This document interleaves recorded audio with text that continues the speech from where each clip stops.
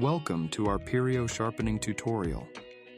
In this brief introduction, we'll cover the essential steps to sharpening these tools with precision using the RX Honing Sharpening System.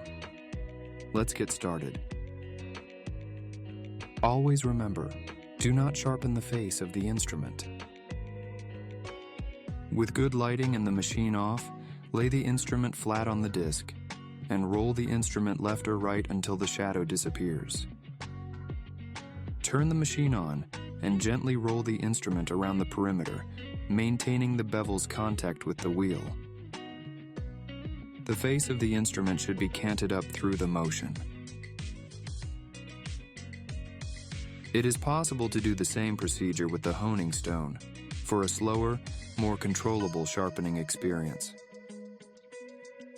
You should only sharpen one half of the instrument at a time,